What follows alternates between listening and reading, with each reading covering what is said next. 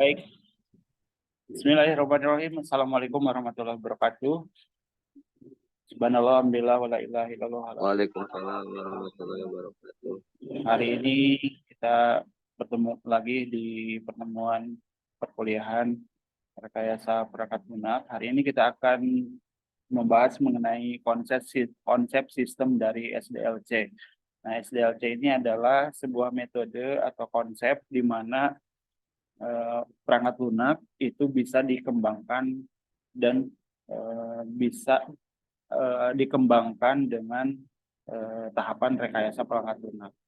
Nah, seperti yang sudah kita ketahui bersama bahwa rekayasa perangkat lunak ini tidak akan terlepas dari yang namanya sistem. Nah, sistem ini menurut Yugianto adalah suatu jaringan kerja dari prosedur-prosedur yang saling berhubungan, berkumpul bersama-sama untuk melakukan sebuah kegiatan atau untuk menyelesaikan suatu sasaran yang tertentu. Nah, ada kata kunci dari yang disampaikan oleh Jogianto ini bahwa sistem ini adalah sebuah jaringan. Jaringan di sini pasti ada kaitannya dengan hal-hal yang lain gitu ya. Adanya keterhubungan antara satu sama lain. Apa yang dihubungkan? Nah, yang dihubungkan adalah prosedur-prosedurnya, instruksi-instruksinya, sistem-sistemnya, alur-alurnya yang ada hubungan satu sama lain. Nah, dari hubungan-hubungan tersebut nanti akan menghasilkan sebuah informasi yang bermanfaat, ya. Nah, di sini disampaikan oleh Jogianto adalah bisa menyelesaikan suatu sasaran tertentu. Artinya, dari sistem yang dikembangkan, dari perangkat lunak yang dikembangkan, artinya itu harus menghasilkan sebuah sasaran, harus menghasilkan sebuah tujuan. Ya, tujuannya apa? Nah, tujuannya adalah menghasilkan informasi yang berkualitas, informasi yang akurat dan efisien. Nah, di dalam sistem terdiri dari beberapa karakteristik. Yang pertama ada yang dinamakan dengan komponen. Nah, komponen ini adalah kegiatan atau bagian dari proses dalam sebuah sistem untuk mentransformasikan masukan-masukan yang menjadi bahan menjadi sebuah produk. Masukan yang berupa instruksi-instruksi, kemudian nanti ketika diproses hasilnya akan menghasilkan sebuah informasi. Nah, informasi tersebut, nah itu nanti dijelaskan di dalam sebuah output, gitu ya. Jadi komponen ini adalah kegiatan-kegiatan atau proses, ya, prosesnya untuk mentransformasikan masukan input menjadi sebuah setengah jadi atau output. Nah, komponen ini adalah merupakan subsistem. Jadi, kalau seandainya misalkan dalam sebuah sistem ruang lingkup sistem yang sangat besar, contohnya misalkan sistem akademi kampus, misalkan. Nah, komponen di sini maksudnya adalah bagian daripada sistem-sistem, sub kegiatan-kegiatan atau proses-proses yang ada di dalam sebuah sistem. Nah, apa contoh konkretnya adalah sistem pendaftaran kuliah, itu ya. Jadi ada sebuah sistem yang sangat besar, kemudian di dalamnya itu ada, contohnya misalkan sistem akademik, di dalamnya ada sistem pendaftaran, ada sistem nilai, ada sistem pembelajaran, ada sistem perwalian, kemudian ada sistem absensi, penggajian, dan lain-lain. Nah, komponen ini dinamakan dengan subsistemnya. Itu ya. Subsistem ini adalah bagian dari terkecil dari sebuah sistem. Komponen-komponen gitu ya. Jadi sistem secara globalnya sistem, di dalamnya ada komponen-komponen. Nah, komponen-komponen itu yang dinamakan dengan subsistem. Isinya apa? Isinya sekali lagi tadi kegiatan-kegiatan atau proses dari sebuah sistem. Nah, karakteristik yang kedua adalah boundary atau batasan. Nah, ini menggambarkan dalam sebuah elemen atau unsur mana yang termasuk di dalam sistem dan mana yang ada di luar sistem. Ini batasan. Boundary ini adalah batasan antara sistem dengan sistem yang lain. Antara sistem yang di dalam dengan sistem yang ada di luar.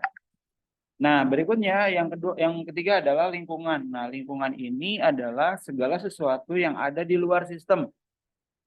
Kalau boundary itu batasan, nah kalau lingkungan ini adalah segala sesuatu yang ada di luar sistem. Ya. Kemudian yang keempat adalah interface. Interface ini adalah tempat di mana komponen atau sistem dan lingkungannya bertemu untuk berinteraksi. Ya, interface ini atau penghubung ini bisa sebagai yang menghubungkan antara sistem ya dengan si pengguna sistem. Interface. Jadi tempat di mana si komponen itu yang tadi subsistem atau sistem secara global ya dalam sebuah lingkungan bertemu dan berinteraksi. Nah, interaksi ini adalah antara pengguna dan si sistemnya. Nah, yang kelima adalah masukan. Nah, masukan ini adalah sumber daya dalam bentuk data. Data gitu ya. Misalkan data mahasiswa itu dimasukkan. Gitu ya. Kemudian yang keenam adalah output, keluaran. Sumber output ini adalah sumber daya atau produk berupa informasi, laporan, atau tampilan di layar, atau misalkan dalam bentuk produk. Gitu ya. Output ini adalah masukan yang sudah diolah. Kalau tadi data mahasiswa yang dimasukkan, nah outputnya apa? Outputnya selain bisa menghasilkan data mahasiswa, juga bisa menghasilkan data perwalian, data nilai. Nah, itu kan sudah menjadi sebuah laporan. Laporan nilai mata kuliah rekayasa perangkat lunak. Nah, itu adalah sebuah laporan, sebuah keluaran. Nah, keluaran ini, output ini adalah yang sudah diproses. Kalau masukan tadi masih dalam bentuk bahan, masih dalam bentuk data, ya, data master. Nah, kalau output ini sudah diolah, sudah menjadi berupa informasi. Nah, yang ketujuh adalah pengolahan atau proses. Proses ini adalah merupakan masukan yang menjadi keluaran. Jadi setelah data dimasukkan di bagian input, kemudian diproses pada bagian ini, kemudian nanti akan menghasilkan sebuah informasi, yaitu berupa output. Nah, yang kedelapan adalah sasaran. Nah, sasaran ini adalah tujuannya. Informasi ini buat siapa? Laporan ini buat siapa? Nah, itu adalah sasarannya. Misalkan kalau laporan data mahasiswa, selain berguna buat dosen, juga bisa berguna buat mahasiswa juga. Data nilai, nah outputnya buat siapa? Outputnya adalah buat mahasiswa. Nah, itu adalah sasaran. Nah, kalau digambarkan di dalam sebuah ilustrasi, mungkin akan bisa diilustrasikan seperti ini. Nah, teman-teman semuanya, tadi yang pertama ada yang dinamakan dengan komponen. Nah, komponen ini yang ditandai dengan huruf A. Huruf A, huruf A, huruf B, huruf C, huruf D. Nah, ini adalah subsistem. Ya.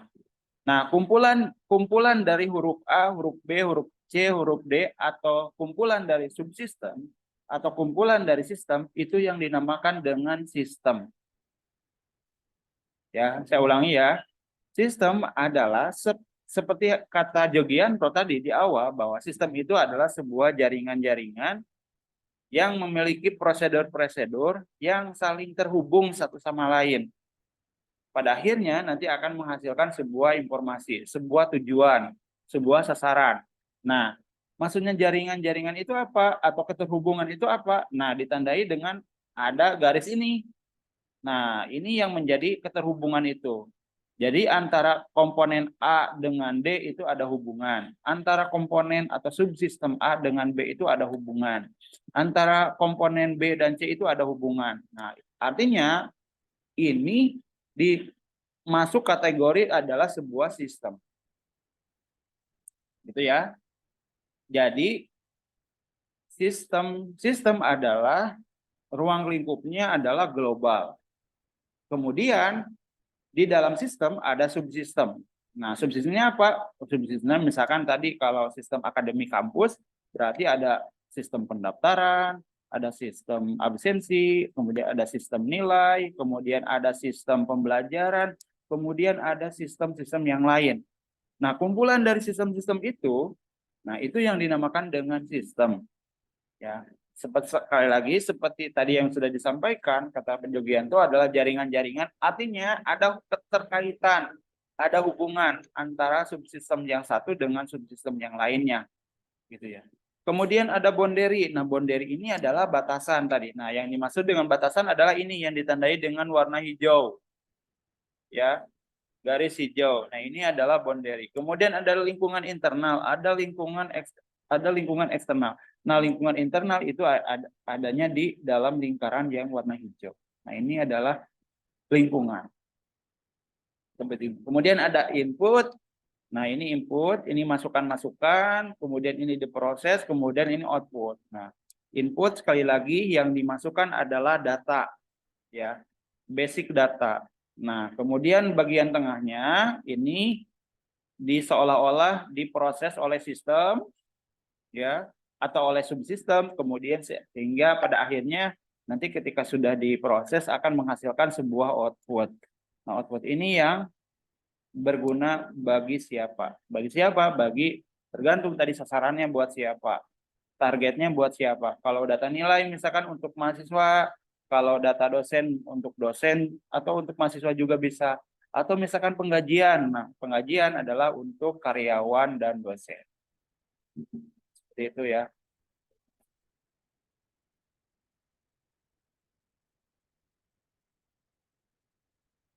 Nah, berikutnya.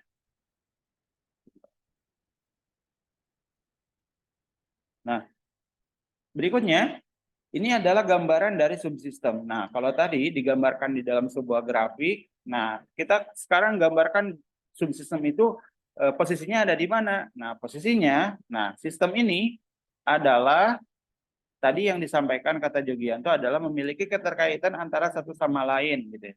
Nah, di dalam sistem ada komponen tadi. Nah, komponen itu dinamakan dengan subsistem. Nah, subsistem A, misalkan subsistem A ini adalah pendaftaran. Kemudian subsistem B adalah absensi.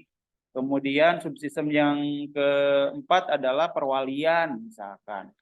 Nah, di bawahnya juga ada sub-sub lagi.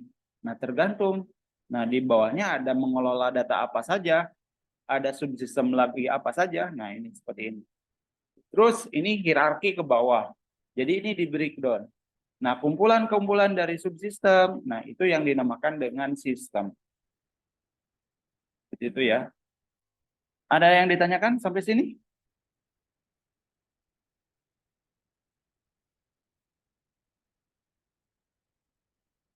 Suara saya masih terdengar? Mohon kasih feedback ya. Masih, Pak. Ada pertanyaan nggak sampai sini? Mohon kasih feedback ya. Kalau tidak ada, saya akan lanjutkan ya. Lanjut, Pak. Tidak ada, Pak. Lanjut ya. Oke. Baik. Nah, di dalam sebuah pengembangan sistem, nah ada yang dinamakan dengan SDLC atau System Development Life Cycle. Nah, ini adalah salah satu metode yang digunakan untuk membangun sebuah sistem, ya, sebuah sistem informasi agar dapat berjalan sesuai dengan yang kita tentukan, yang kita harapkan, yang kita rencanakan, gitu ya. Nah, ini sistem ini adalah diawali dari tahapan perencanaan. Nah, segala sesuatu kalau kita punya tujuan seharusnya memiliki perencanaan. Nah, maka diawali dari perencanaan. Ya, planning system, rencana sistem mau seperti apa. Ya. Nah, di dalam perencanaan sistem kita harus melakukan observasi. Ya, rencana sistem nanti ke depan harus seperti apa. Nah, ini direncanakan. Seperti hanya pada pertemuan kemarin, saya mengilustrasikan bahwa ada sebuah rumah yang akan dibangun, misalkan. Ada sebuah wilayah atau tanah ya yang akan dibangun rumah. Kalau seandainya tidak direncanakan, Rumah itu pasti akan jadi atau tidak? Coba saya tanya. Kalau seandainya kita bikin rumah tanpa perencanaan, rumah itu bakal jadi atau tidak? Tidak, Pak. Tidak, Pak. Bisa Nah, jadi, Pak. bisa jadi, bisa tidak. Bisa jadi mungkin itu akan tidak sesuai dengan tujuan. Asal bikin tanpa perencanaan. Jadi rencananya asal ngalir aja. Pengen rumahnya misal asal bikin beli bahan, asal beli bahan. Gitu ya. Misalkan beli semen, beli kayu, beli besi, beli pasir, karena tidak direncanakan, belinya sekahayang misalkan. Tidak dengan direncanakan. Waktunya selesainya kapan tidak direncanakan, gitu ya. Maka ini akan menghambat nanti pada saat tujuan akhirnya nanti akan seperti apa rumahnya, gitu ya. Bisa saja jadi, dan kemungkinan besar itu tidak akan jadi. Karena apa? Karena tidak sesuai dengan rencana. Nah, kalau seandainya direncanakan, minimal target dulu. Misalkan targetnya pengen kapan selesainya, misalkan selesai dalam waktu 2 bulan. Berapa tukang atau pekerja yang di yang dikerjakan, berapa orang pekerjanya, terus spesifikasinya pengen seperti apa, semennya kualitas nomor berapa, kemudian pasirnya kualitas nomor berapa, kemudian catnya, terus kalau misalkan molor waktu, gimana solusinya. Nah, kalau direncanakan, ya itu setidaknya nanti akan sesuai dengan anggarannya juga. Maka perencanaan ini penting, teman-teman ya. Mulai bangun tim, siapa kerja, tim yang akan nanti membuat sistemnya siapa. Terus tahap 1 mau seperti apa, misalkan. Karena misalkan sistem ini akan dibangun, akan dirancang, akan berjalan dalam waktu 20 tahun misalkan. Nah, 5 tahun pertama seperti apa? 5 tahun berikutnya, 10 tahun pertama gimana? 15 tahun pertama gimana? Gitu. Nah, kalau direncanakan, ketika nanti ada pengembangan lagi, nah ini saya kira tidak akan jadi masalah. Gitu ya, tidak akan jadi masalah. Karena apa? Karena ada perencanaan, karena ada dokumentasinya. Berbeda ketika tidak direncanakan, misalkan tahap 1, misalkan 5 tahun pertama pengen seperti ini. Nah, ketika misalkan pengerjaannya dilakukan oleh orang lain yang bukan yang mengerjakan di tahap pertama, karena tidak ada perencanaan, karena tidak ada dokumentasi, maka yang mengembangkan sistem nanti 5 tahun berikutnya, nah itu saya kira tidak akan punya gambaran, tidak akan memiliki baseline. Ini rencana sistemnya mau kayak gimana? Karena dibikinkannya oleh orang lain yang tidak dilakukan rencana, maka ketika ada pengembangan, nah ini akan kesulitan. Nah, maka teman-teman, perencanaan ini sangat penting, gitu ya. Bahkan di dalam sebuah perusahaan konstruksi misalkan bikin hotel, misalkan bikin hotel atau bikin apartemen gitu, biasanya ada bagian khusus, ada bidang khusus perusahaan yang menangani bidang perencanaan ini sebelum ke kontraktor gitu. Kalau kontraktor kan itu pelaksana. Nah, ada lagi bagian perencanaan. Nah, bagian perencanaan itu yang menghitung dari awal. Berapa bahan yang dibutuhkan, berapa pekerja, berapa sistem kerjanya kayak seperti apa. Nah, rencana ini sangat fundamental sekali, sangat basic sekali yang harus kita rencanakan. Kalau tidak direncanakan, saya yakin ini akan tidak sesuai dengan tujuan. Apalagi nanti misalkan di tengah jalan akan dirombak misalkan, pengen ada kamar belakang misalkan, pengen ada di kamar itu, pengen ada bak mandi, padahal sebelumnya tidak ada gitu. Nah, karena tidak direncanakan, akhirnya akan menambah biaya-biaya yang lain gitu. Nah, itu fundamental sekali. Nah, kemudian tahap kedua adalah analisis. Nah, setelah punya perencanaan, kemudian dianalisis. Nah, kira-kira dari rencana yang sudah kita rencanakan, dari tahapan yang sudah kita rencanakan, adakah kira-kira misalkan yang akan menghambat? Adakah kira-kira yang dapat meminimalisir misalkan resiko-resiko dalam kegagalan, resiko-resiko di dalam meminimalisir kerusakan misalkan. Nah, di tahap analisis ini sesuai dengan perencanaan. Ya. Nah, tentunya hasil analisis ini juga perlu didokumentasikan. Supaya apa? Supaya ada gambaran nanti pada saat nanti melakukan tahapan berikutnya, yaitu perancangan. Nah, perancangan ini dilakukan berdasarkan hasil analisis. Contoh misalkan seperti ini. Berdasarkan hasil analisis, sistem informasi pendaftaran mahasiswa misalkan itu dibuat menggunakan bahasa pemrograman Android misalkan. Kenapa? Karena hasil analisis mahasiswa sekarang lebih cenderung menggunakan smartphone misalkan.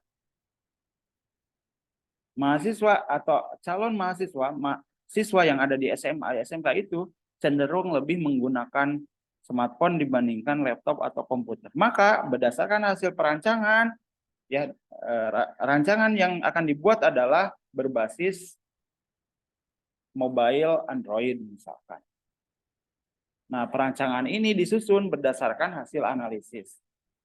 Misal satu, interface tadi mobile mulai dari interface-nya nanti menggunakan versi mobile. Terus sistem pendaftarannya seperti apa? Nah, itu dirancang. Apa saja sih yang harus dimasukkan dalam formulir pendaftaran? Contoh misalkan nama NISN, nama, NIK, alamat, nomor HP, udah misalkan gitu. Apakah cukup nggak dengan empat isian tersebut? Nama, alamat, nomor WA, email misalkan 4. Cukup nggak dengan 4 data tadi untuk mewakili pendaftaran peserta didik atau peserta mahasiswa? Coba saya tanya. Pada saat melakukan pendaftaran, ada data yang diminta itu adalah nama, alamat, nomor HP, email. Coba, cukup nggak pendaftaran mahasiswa dengan 4 data yang dimasukkan? Coba, silakan. Ada yang mau jawab nggak? Rian, siap. Gimana Rian menurut Rian?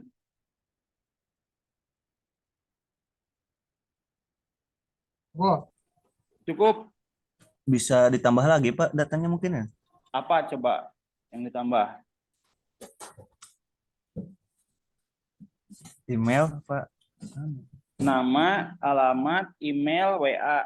4 itu cukup nggak? Kalau cukup, apa yang perlu ditambahkan?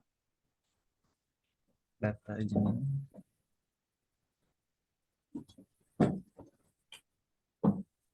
Cukup mungkin Pak. Cukup. Alasannya gimana kalau cukup?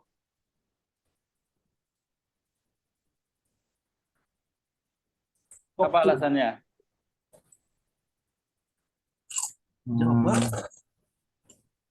Kenapa pendaftaran nama, alamat, nomor WA, email?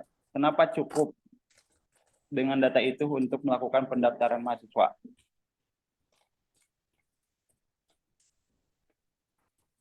Apa ya?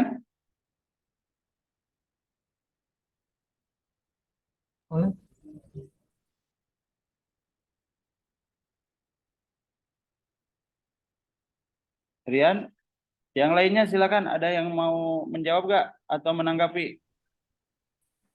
Biar bisa verifikasi, Pak. Apa? Biar bisa verifikasi. Biar bisa Data. verifikasi. Oke. Yang lainnya ada lagi nggak? Atau ada yang perlu ditambahkan nggak? Atau cukup dengan 4?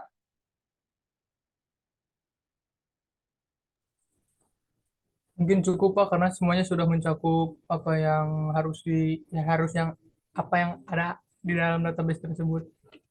Oke. Nah, ini perlu kaji, perlu perlu kita telaah ya. Setidaknya yang paling penting itu adalah apa? Nomor email dan WA, nama lah, atau alamat sekolah atau asal sekolah lah.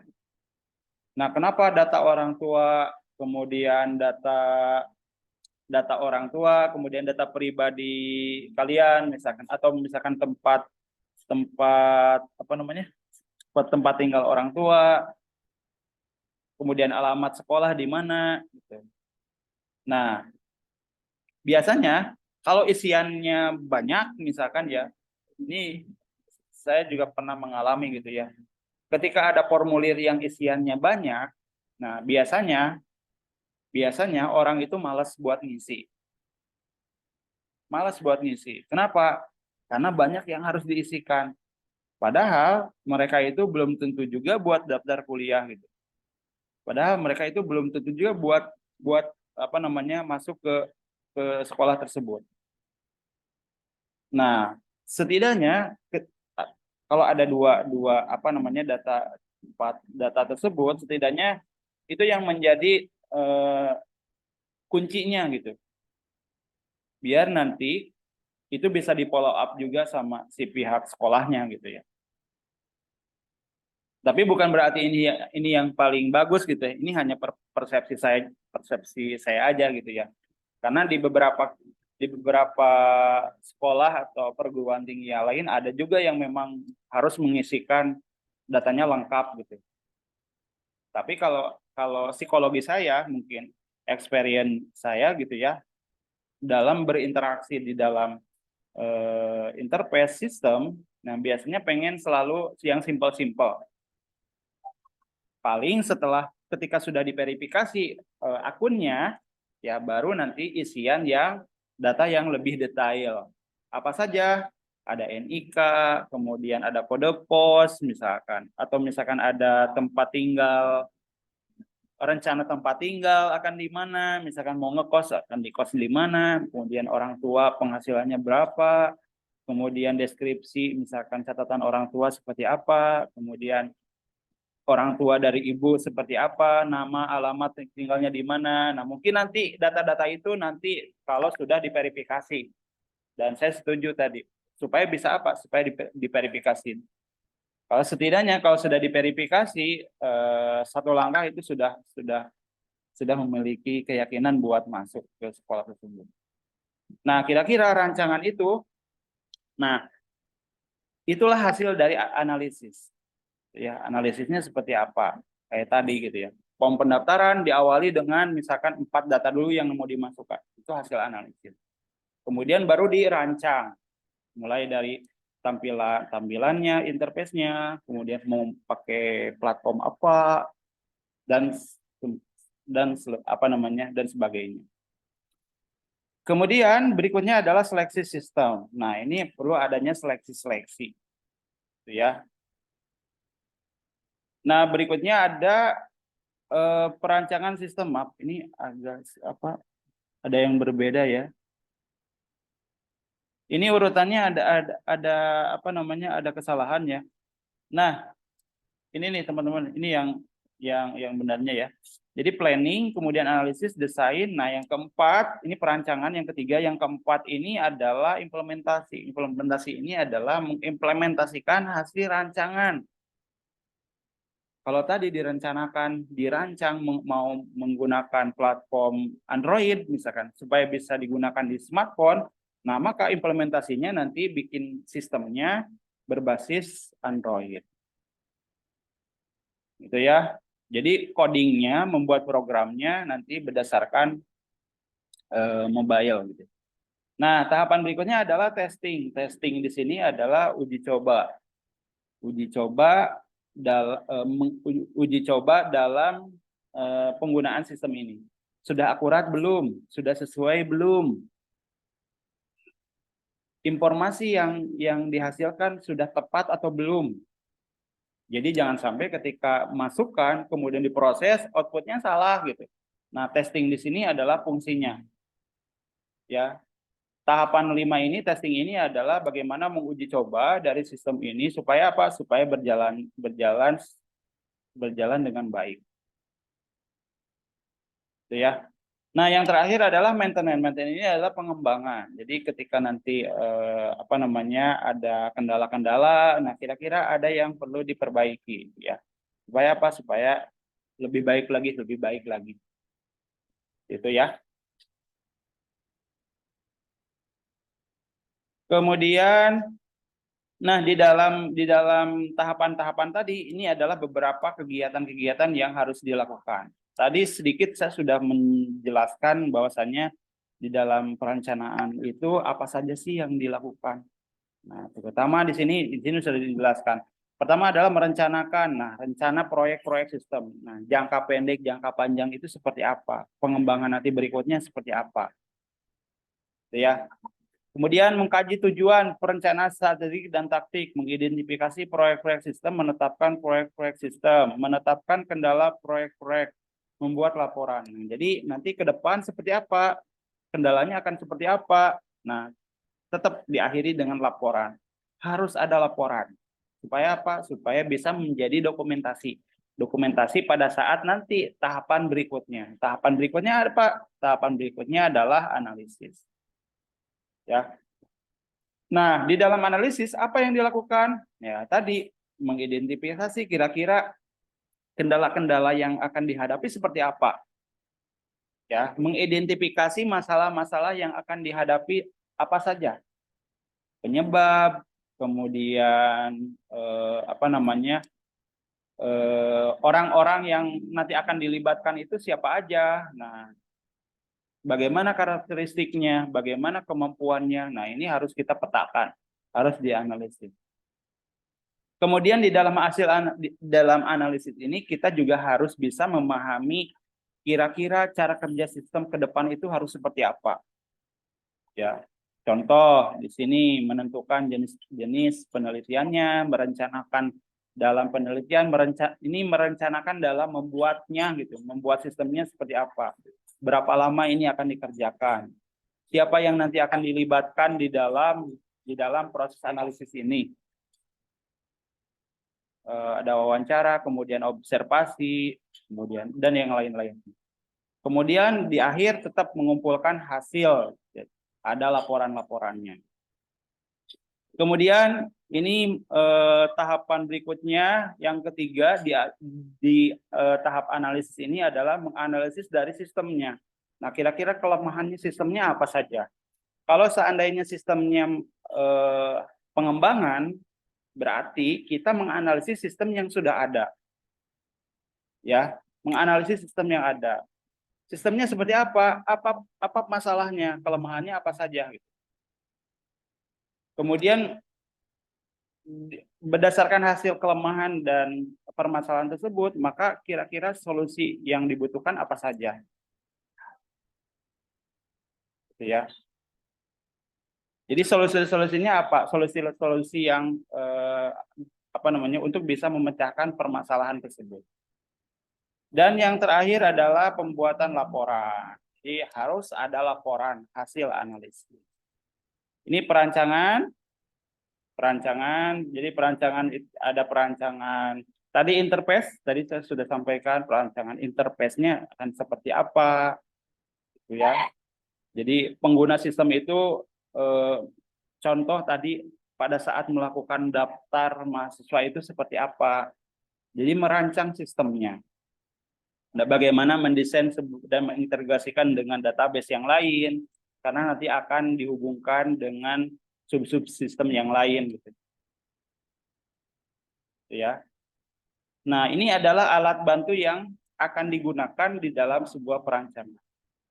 Nah, kan ada bagan alir, ada flow map, ada diagram konteks, ada DFD, ada desain interface, ERD, kamus data dan lain-lainnya. Ya. Ini adalah sebuah metode, sebuah kerangka dalam merancang sebuah sistem. Ya.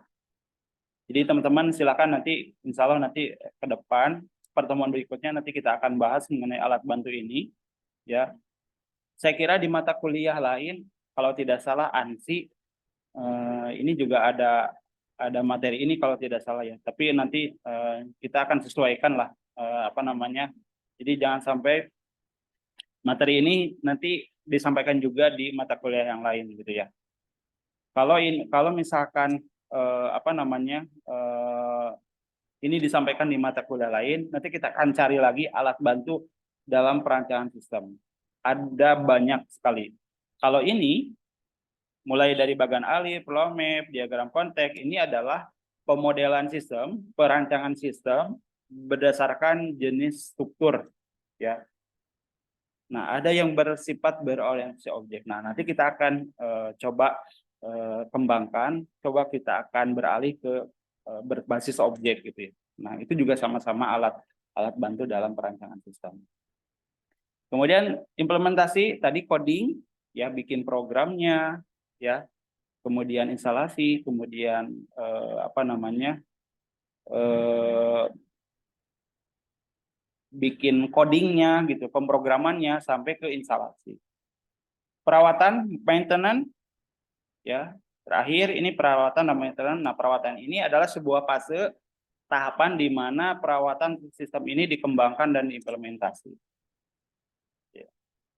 Itu kira-kira teman-teman yang bisa disampaikan terkait dengan SDLC ini, ya. Pada intinya adalah SDLC ini adalah sebuah metode, sebuah konsep di mana ini adalah sebuah kerangka dalam mengembangkan sebuah sistem. Isinya tadi ada planning, ada perencanaan, ada analisis, kemudian ada perancangan atau desain, kemudian ada implementasi atau apa namanya implementation, kemudian ada testing, uji coba, pengujian, kemudian yang terakhir adalah maintenance atau perawatan. Itu barangkali yang bisa disampaikan. Silakan, ada yang mau ditanyakan untuk sebelum diakhiri. Ada yang tanyakan Kak? Silakan.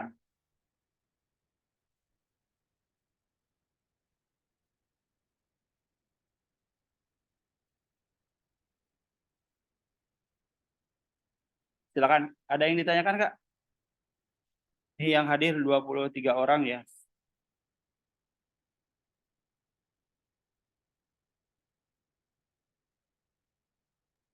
Mungkin cukup, Pak. Oke, teman-teman, cukup ya. Silakan kalau ada yang ditanyakan boleh japri di luar kesempatan ya. Kalau seandainya nanti teman-teman buka-buka lagi dan saya harap ini sebagai pemicu atau pemantik ya supaya teman-teman apa namanya mau menggali lagi nanti di materi yang lain atau misalkan di internet misalkan ya. Jadi teman-teman harapan saya jangan sampai mengandalkan apa yang saya sampaikan. Silakan teman-teman gali lagi di informasi di internet gitu ya. Dan ini sebagai pemantik saja ya untuk teman-teman bisa belajar secara mandiri. Selebihnya silakan boleh bertanya dan boleh didiskusikan apa yang kalian dapatkan di internet. Itu saja barangkali yang bisa disampaikan di kesempatan kali ini, teman-teman. Saya mohon maaf bila ada kekurangannya. Assalamualaikum warahmatullahi wabarakatuh. Waalaikumsalam warahmatullahi wabarakatuh. Terima kasih, Pak. Ya.